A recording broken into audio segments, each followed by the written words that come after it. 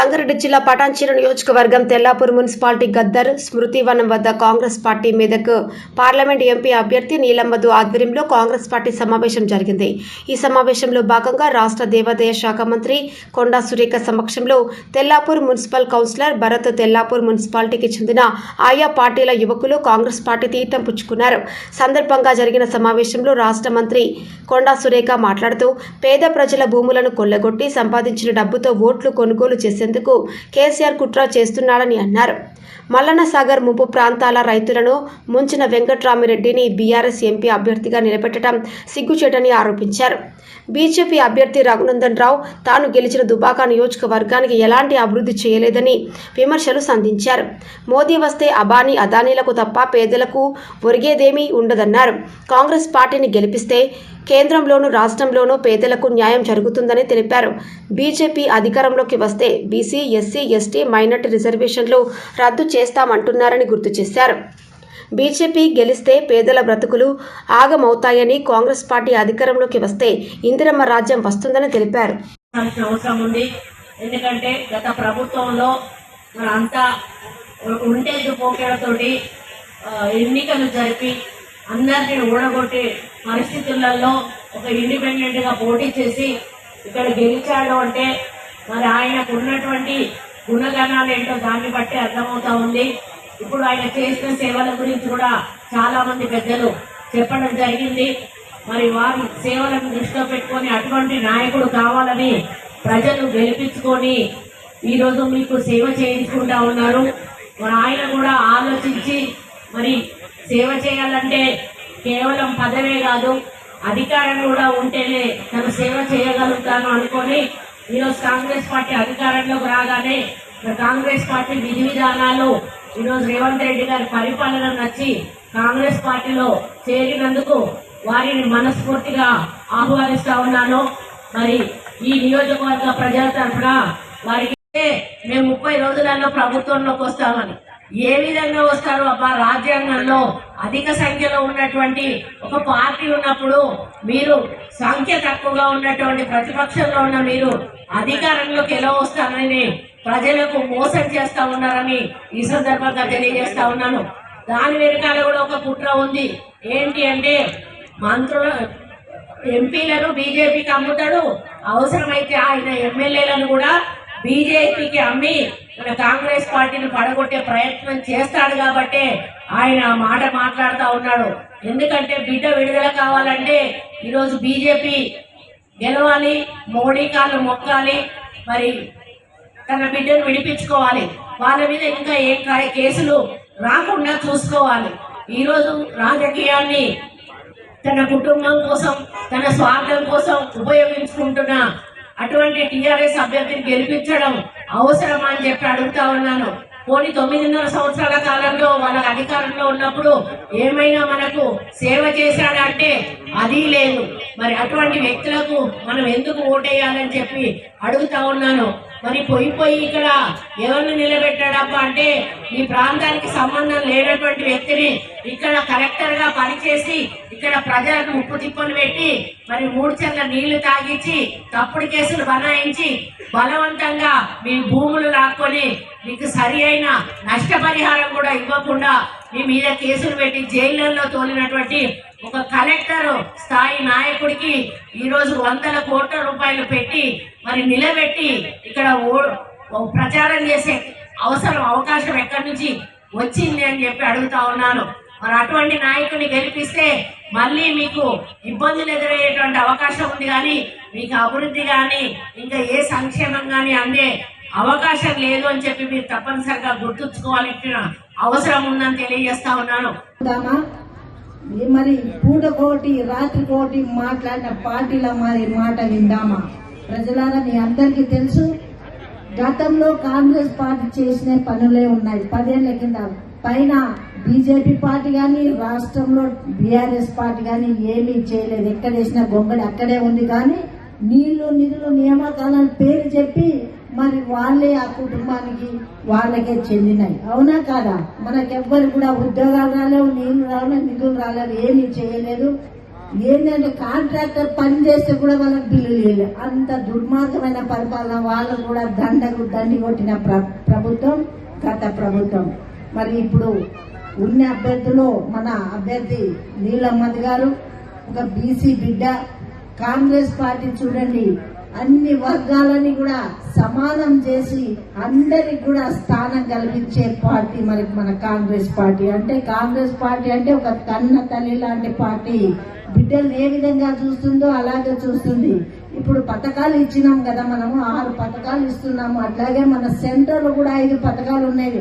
అక్కలారా మహిళలకి 1,00,000 రూపాయలు సంవత్సరానికి ఇస్తుంది. వైట్ కార్డు ఉన్న ప్రతి మహిళకి రాష్ట్రంలో 2,500 తప్పకుండా ఇస్తుంది. మీరు అదే పడవద్దు అక్కలారా.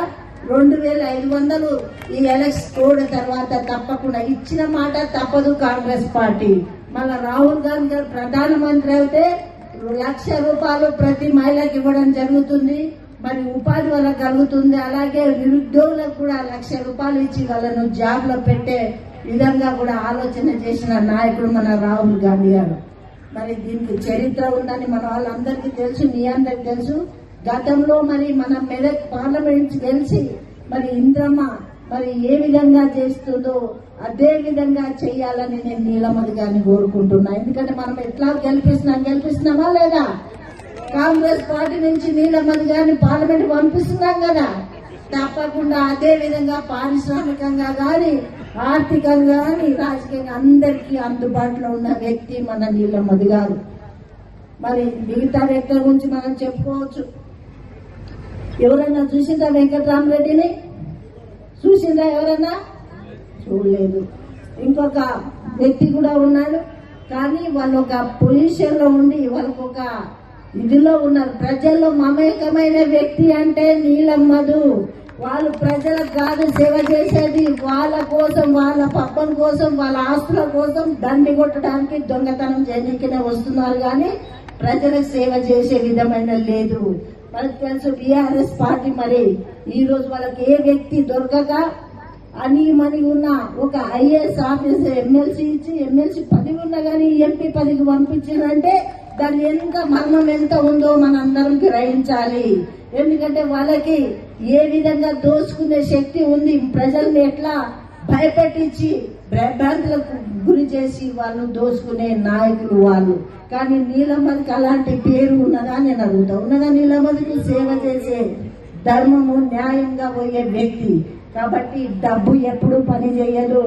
డబ్బుతోని ఏదో చేస్తామని అనుకుంటున్నారు ప్రజలందరూ కూడా మేల్కున్నారు. ఎవరో కాదు మరి వారి ఈరోజు కాంగ్రెస్ పార్టీలో జాయిన్ అవ్వడం చాలా శుభ పరిణామం.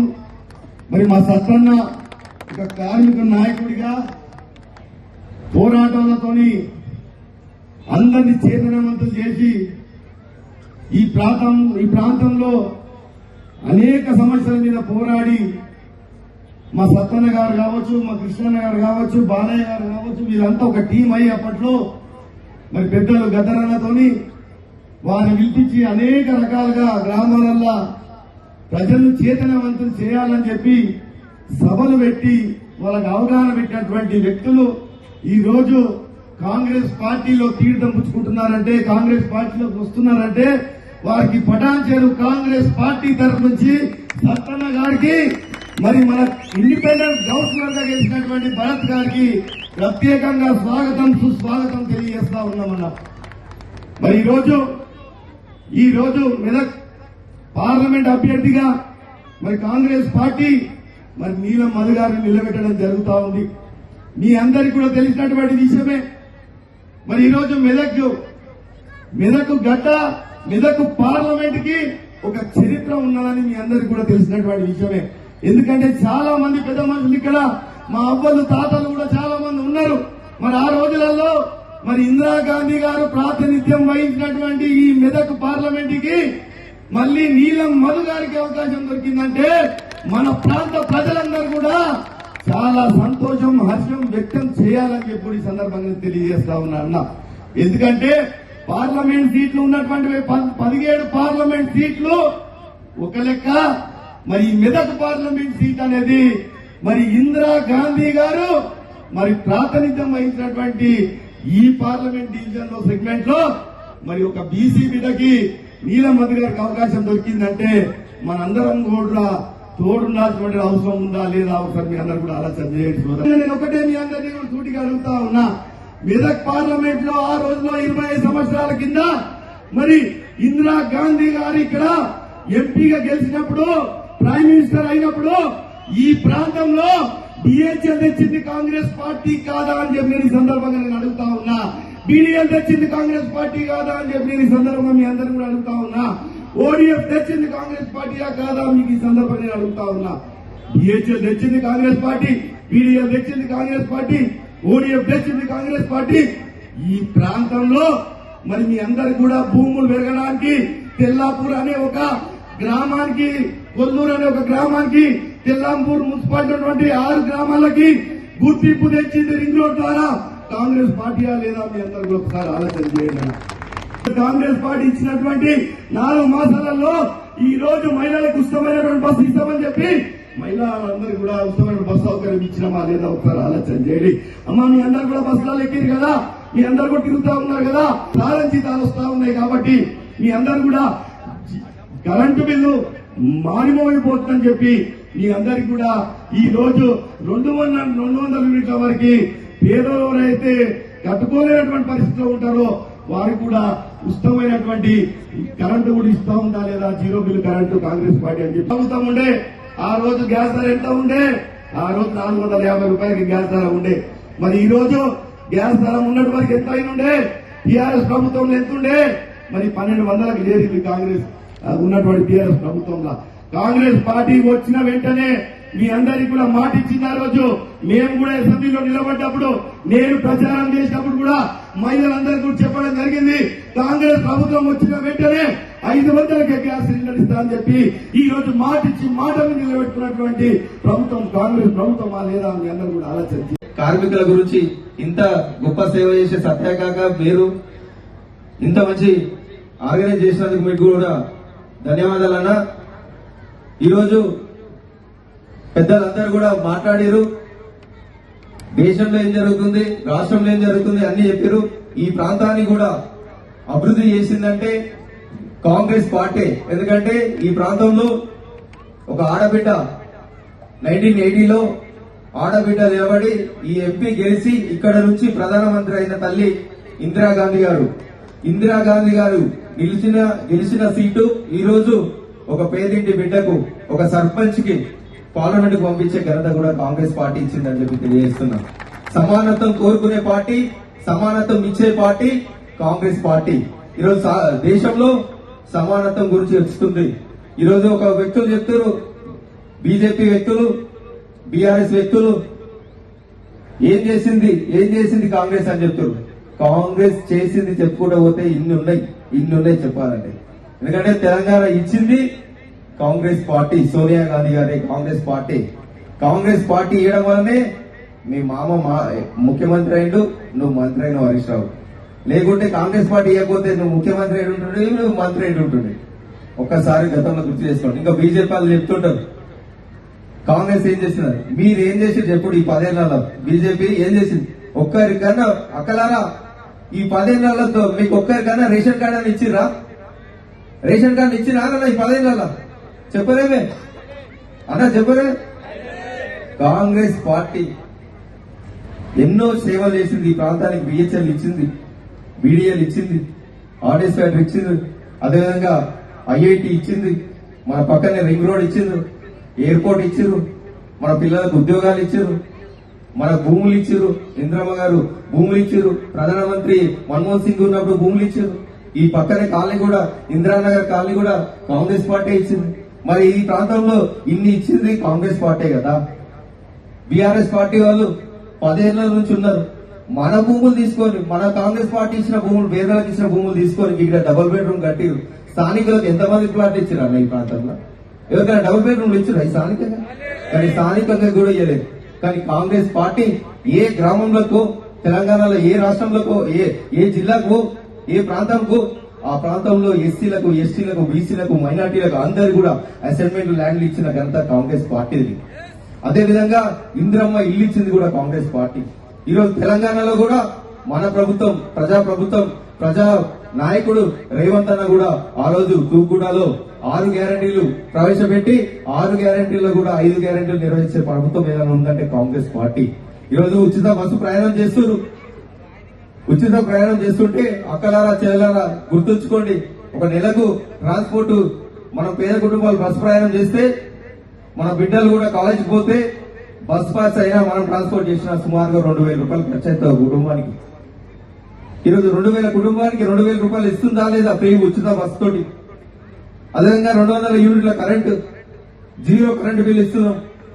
రేపు కూడా ప్రతి ఒక్కరికి కూడా చెప్పండి అన్న, మన కౌన్సిలర్ అయినా అందరైనా ప్రతి కాన్సెన్స్ కి 3,500 ఇండ్లు శాంక్షన్ అయి ఉన్నాయి. ఇందిరమ్మ ఇండ్లు శాంక్షన్ అయినాయి. ప్రతి ఒక్కరికి కూడా సంవత్సరానికి 3,500, ఒక్కొక్క కాన్సెన్స్ కి సుమారుగా 17,500 ఇండ్లు. ప్రతి కాన్సెన్స్ లో నిరుపేదలు ఎవరైతే ఉన్నారో వాళ్ళందరికీ కూడా ఇందిరమ్మ ఇండ్లు ఇచ్చే బాధ్యత తీసుకుంటామని చెప్తున్నాం. అది ప్రతి ఒక్కరికి సమానత్వం ఇస్తాం. బీసీ కులగణన చేస్తాం. అదేవిధంగా కార్మికుల న్యాయం చేస్తాం. మహిళలకు ప్రతి కుటుంబంలో, దేశంలో ఉన్న ప్రతి ఒక్క కుటుంబంలో మహిళలు ఉంటే వాళ్ళకి ₹1,00,000 ఇస్తామని చెప్తున్నారు. అంటే కాంగ్రెస్ పార్టీ స్వేచ్ఛనిచ్చే పార్టీ, మనందరినీ సమానంతంగా చూసుకునే పార్టీ. ఒక్కసారి గెలిపేయండి, ఈ పార్లమెంట్ నుంచి ఎంపీగా గెలిపేయండి.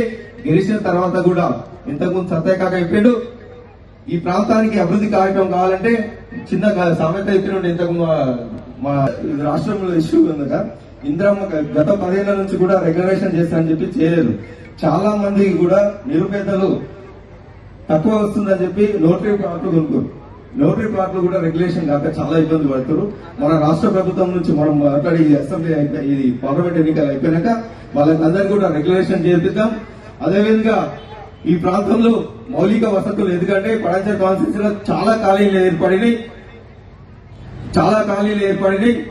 అన్నిటికీ కూడా, అన్ని కాలనీలకు కూడా మౌలిక వసతులకు నా ఎంపీ నిధుల నుంచి రాష్ట్రంలో ముఖ్యమంత్రి రేవంత్ అన్న తోటి మాట్లాడి నిధులు తీసుకొచ్చి ఈ ప్రాంతాన్ని అభివృద్ధి చేసే బాధ్యత తీసుకుంటానని చెప్పి తెలియజేస్తున్నా. ఎందుకంటే